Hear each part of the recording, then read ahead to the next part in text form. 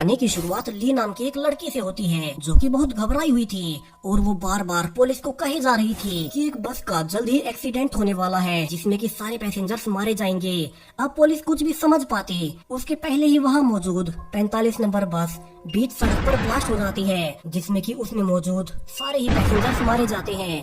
अब ली को पहले से ही इस ब्लास्ट के बारे में कैसे पता था? वहीं इससे भी अजीब बात कि अब ब्लास्ट होते ही स्पेस टाइम में कोई ग्लिच होता है और ली खुद को अब उसी 45 नंबर बस में पाती है जहां उसे काफी घबराया हुआ देख एक साथी पैसेंजर सैम उसे टिश्यू पेपर देने लगता है। जहां ली को अब उसे देखकर एक आइडिया आता है और वो अब जानबूझकर सबको झूठ बोलती है कि सैम उसे गलत तरीके से छूने की कोशिश कर रहा था और वो अब बस को सीधा पुलिस स्टेशन ले चलने को कहती है। हालांकि सैम काफी हैरान था क्योंकि उसने तो ऐसा कुछ नहीं किया। वहीं बाकी के पैसेंजर्स भी अब ली को कहते हैं कि आगे वैसे भी पुलिस स्टेशन आने ही वाला है तो उन्हें अभी कहीं भी जाने की जरूरत नहीं है। मगर ली के पास इतना वक्त नहीं था और वो अब जल्दी में खुद को वहीं उतारने को कहती है जहां से वो अब कुछ और पैसेंजर्स को अपने साथ विटनेस के रूप में साथ चलने को भी कहती है ताकि वे सैम के खिलाफ गवाही दे सके।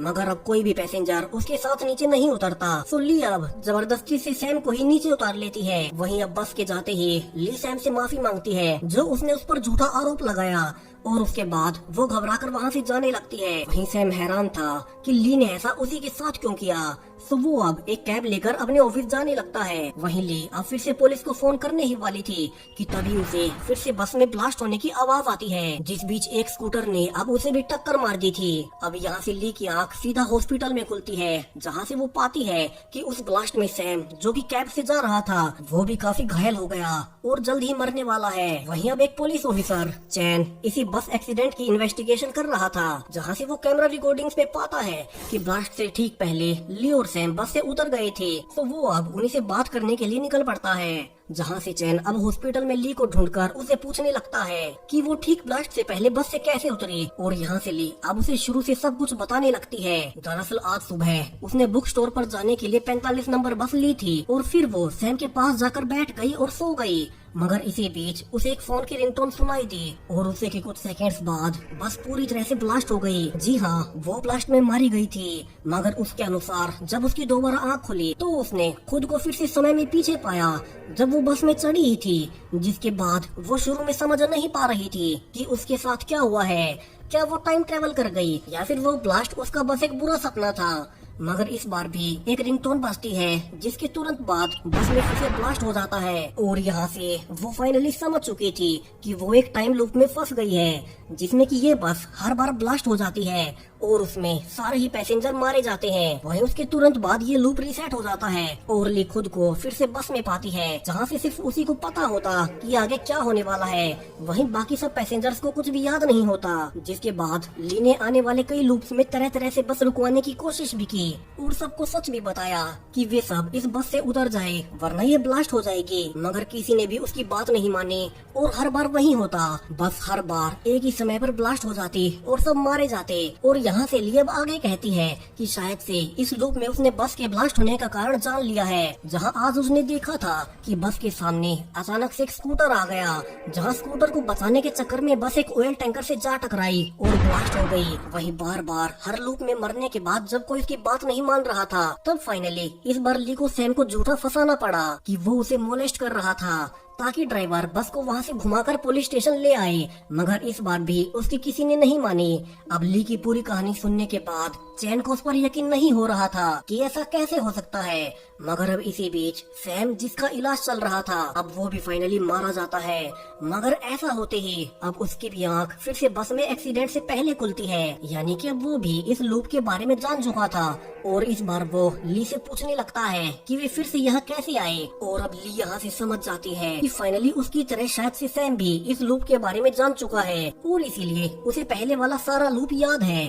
सो ली अब उसे सब कुछ समझाने लगती है जहाँ वो खुश भी थी कि अब कम से कम वो अकेली नहीं होगी। मगर सैम तो सब कुछ जानने के बाद बौखला गया था और अब वो जल्दी से बस से भागने लगता है कि अब इस बार फिर से पहले की तरह बस में ब्लास्ट हो जाता है। तो दोनों फिर से समय में कुछ देर पहले उठते हैं जहाँ से अब सैम भी ली की तरह बार बार बस को रुकवाने की कोशिश करने लगता है। मगर ली की तरह कोई भी पैसेंजर या ड्राइवर उसकी बातों का भरोसा नहीं करता।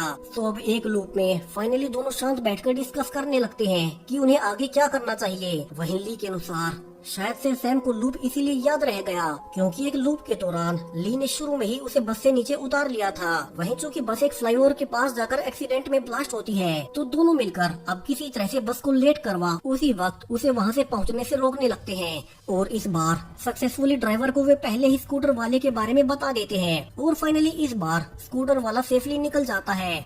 वहीं उनकी बस भी ऑयल टैंकर में नहीं टकराई थी, जहां से अब ली और सैम दोनों सेलिब्रेट करने लगते हैं कि फाइनली उन्होंने बस को बचाकर ये लूप खत्म कर दिया है। मगर अब जैसे ही बस फ्लाईओवर के ऊपर जा ही रही थी कि तभी ली को फिर से वही रिंगटोन सुनाई देती है और अब फिर से बस चलते हुए ही ब्लास्ट हो जाती है, जिसमें कि सब फिर से मारे जाते हैं और एक ही झटके में सैम और ली अब फिर से टाइम ट्रेवल कर पास्ट में आ जाते हैं। मगर इस बार दोनों ही हैरान थे क्योंकि उन्होंने बस को एक्सीडेंट से तो बचा लिया था, जिसका मतलब था कि बस में वो ब्लास्ट एक्सीडेंट से नहीं हो रहे थे। वही ली को हर बार ब्लास्ट से पहले एक रिंगटोन बजने की आवाज आती है, यानी कि बस में किसी ने बॉम्ब लगाया हुआ है। तो उन्हें अगर बस को ब्लास्ट होने से रोकना है तो उन्हें जल्द से जल्द उस बॉम्ब को ढूंढना होगा। तो दोनों अब जल्दी से उस फ्लाईओवर से एक स्टैंड पहले उतर जाते हैं और ली जल्दी से पुलिस को फोन कर बस में लगे बॉम्ब के बारे में बताने लगती है। वही दोनों अब एक ब्रिज पर चढ़कर बस को देखने लगते हैं कि पुलिस उसे बचा ही ले, मगर इस बार भी वो बस फिर से ब्लास्ट हो जाती है। वहीं अब ऑफिसर चैन ली के कॉल को सुनने लगता है और उसे लगने लगता है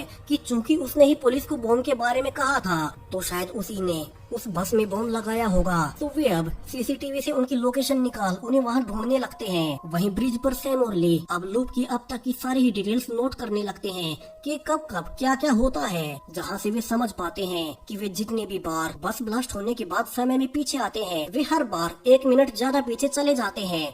तो हर लूप के साथ उनके पास इस ब्लास्ट को रोकने का 1 मिनट ज्यादा होता है। वहीं अब तक पुलिस उन्हें ढूंढते हुए वहां आ चुकी थी, जहां से सैम कहता है कि उन्हें पुलिस को इस टाइम लूप के बारे में सब कुछ सच सच बता देना चाहिए। मगर ली के अनुसार वो कई लूप्स में पुलिस को सब कुछ सच सच बता चुकी है, मगर वे कभी भी उसकी बातों का भरोसा नहीं करते।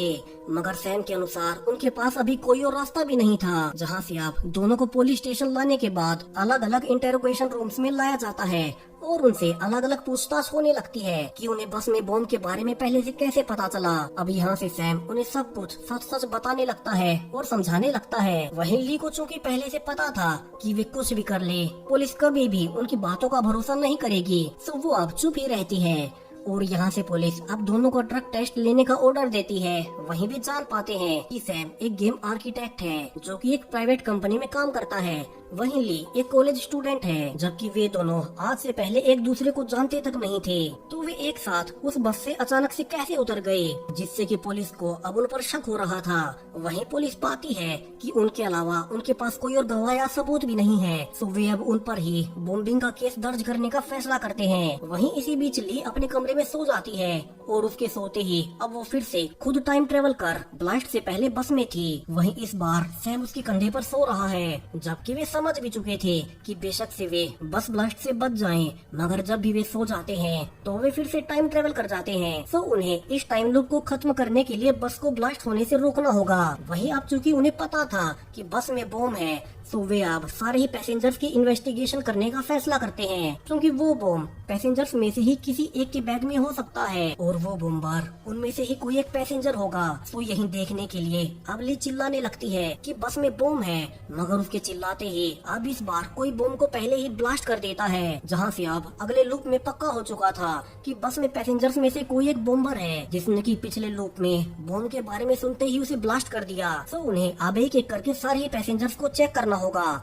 कि वो बॉम्ब उनमें से किसके पास है। और यहाँ से भी याद करते हैं कि हर बार एक मास्क वाला आदमी उनके पीछे आकर बैठता है, जो कि कभी भी अपना चेहरा नहीं दिखाता। और चूंकि अब तक वे एक एक मिनट करते हुए काफी पास्ट तक टाइम ट्रेवल कर चुके थे, तो इस बार वे उस आदमी के बस में चढ़ने वाले स्टेशन पर ही उतर जाते हैं। और ली फिर से पुलिस को कॉल कर देती है। वहीं सैम जल्दी से इस बार कैमरा से छुप जाता है। वहीं वो ली से नाराज भी था, क्योंकि उन्हें तो खुद से ही पहले पता लगाना था कि बॉम्ब सच में उस आदमी के पास है भी या नहीं। वहीं अब तक कॉल के बाद ऑफिसर चैन आगे ही ट्रैफिक ब्लॉक कर देता है ताकि वो 45 नंबर बस की तलाशी ले सके। और यहाँ से वे बस में घुस अब बम को ढूंढ भी लेते हैं, मगर अब तक काफी देर हो चुकी थी और इस बार बम ब्लास्ट के बाद पैसेंजर्स के अलावा कुछ पुलिस वाले भी मारे जाते हैं। वहीं दूर से ली और सैम ने भी ये सब देख लिया था कि इस बार भी बस को नहीं बचाया जा सका। तो लिया अब सैम से कहती है कि चूंकि वो कैमरा में नहीं आया था तो वो अपने घर चला जाए और पुलिस शायद से उसी से पूछताछ करेगी। और वैसे भी उनके सोते ही फिर से उन्हें टाइम ट्रेवल तो कर ही जाना है। वहीं पुलिस द्वारा ली को ले जाने के बाद सैम चुपकर अब बस में लगे बम के बारे में और छानबीन करने लगता है कि इसे किसने लगाया होगा।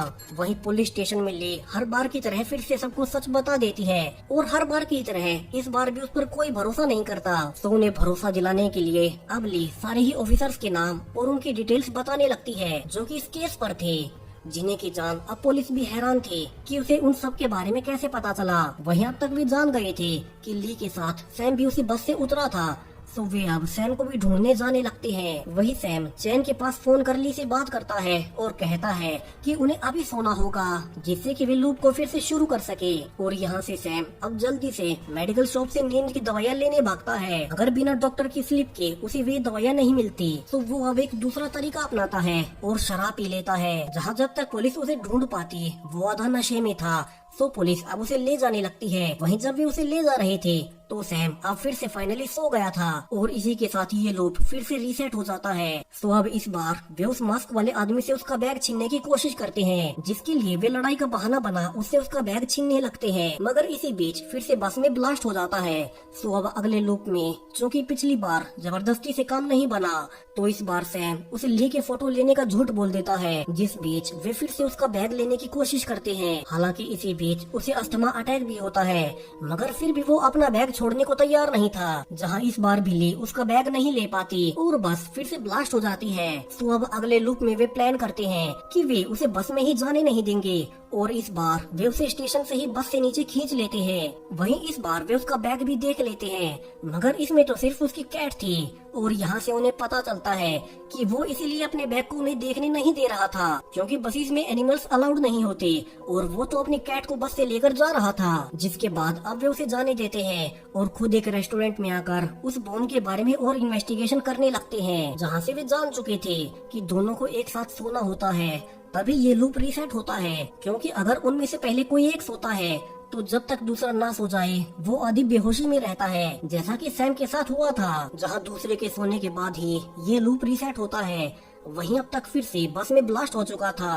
सो ली कहती है कि उन्हें ब्लास्ट साइट पर जाना चाहिए और चूंकि वहां मारे गए पैसेंजर्स के परिवार वाले भी होंगे तो वे उनसे पैसेंजर्स के बारे में और ज्यादा जान पाएंगे, जहां से जल्दी से दोनों वहीं जाते हैं। वहीं अब तक वहीं मास्क वाला आदमी फिर से उनके पास आता है और पूछता है कि उन्होंने क्या सच में उसे बचाया था, जिसके बाद वो उन्हें अपने साथ अपने घर ले आता है और अपना नाम किम बताता है। अब यहाँ से दोनों को लगता है कि चूंकि उन्होंने उसे भी बचा लिया है तो सैम की तरह अब उसे भी अगले लूप में सब कुछ याद रहेगा। तो यहाँ से ली अब उसे भी सब कुछ बता देती है, जहाँ से किम को सरप्राइजिंगली अब उनकी बातों पर भरोसा हो जाता है और वो बताता है कि उसने कई सारे रिसर्च पेपर्स में भी इस सब के बारे में पढ़ा है और जिसके अनुसार वे टाइम के एक इनफाइनाइट लूप में हैं, जिसे तोड़ने के लिए उन्हें बस को बचाना होगा। तो अब यहाँ से तीनों मिलकर बाकी के पैसेंजर्स की लिस्ट बनाने लगते हैं और उनमें से कौन कौन बम्पर हो सकता है उनकी डिटेल्स निकालते हैं, जिसके बाद किम को बाहर काम से जाना पड़ता है। वहीं सैम और ली बाकी पैसेंजर्स की जानकारियां जुटाने लगते हैं, जहां ब्लास्ट की रिपोर्ट में एक आदमी के बारे में बताया गया था जो कि काफी ज्यादा उम्र का था और उसके पास एक बड़ा बैग था। और अब यहाँ से दोनों अगले ही लूप में उसी का बैग चेक करने का फैसला करते हैं। वहीं अब उस बूढ़े आदमी को दिखाया जाता है जिसके बारे में सोशल मीडिया पर दिखाया जा रहा था। दरअसल ये माओ है जो कि एक कार एक्सीडेंट के बाद अभी जेल में था और वो बस में ब्लास्ट वाले दिन अपने घर जा रहा था। तो यहाँ से तो ऐसा ही लग रहा था कि वो ब्लास्ट माओ ही कर रहा है। तो यहाँ से अब नया लूप शुरू होता है, जहाँ से उनका ध्यान अब माओ पर ही था। वहीं अगले स्टेशन से बस में किम भी चढ़ता है, मगर सरप्राइजिंगली पिछले लूप के बारे में अब उसे कुछ भी याद नहीं था, यानी कि अब दोनों को ही मिलकर माओ की तलाशी लेनी थी। तो अब दोनों यहाँ से लड़ने का बहाना बना सबको डिस्ट्रैक्ट करते हैं और ली इसी बीच माओ के बैग पर पैर रखती है, मगर यहाँ से वे पाते हैं कि माओ के बैग में कोई बॉम्ब नहीं बल्कि कुछ वाटरमेलन थे जो कि वो जेल से छूटने के बाद अपने परिवार के लिए ले जा रहा था। यानी कि माओ कोई बुरा आदमी नहीं था, और चूंकि वो जेल में रह रहा था तो ली और सैम ने उसे गलत समझा, जहाँ से माओ अब बस में मौजूद सभी पैसेंजर्स को वाटरमेलन भी खिलाता है, जिसके बाद फिर से वहीं ब्लास्ट होता है। अब यहाँ से सैम और ली अब लूप के शुरू होते ही अगले पैसेंजर को छांटने लगते हैं कि अब वे किसका सामान चेक करे, जहाँ से उनकी नजर अब जिम पर पड़ती है जिसके पास एक बड़ा सूटकेस था। वहीं उसकी ऑपोजिट साइड में एक लेडी बैठी थी जिसके पास एक बड़ा प्लास्टिक का थैला था। अब चूंकि प्लास्टिक में कोई बॉम्ब क्यों हिलाएगा, तो वे पहले जिम का सूटकेस चेक करने का फैसला करते हैं और बहाना बनाकर उसे वो खुलवा भी लेते हैं, मगर वे पाते हैं कि जिम के सूटकेस में भी बॉम्ब नहीं है और उसमें तो बस उसके कपड़े थे।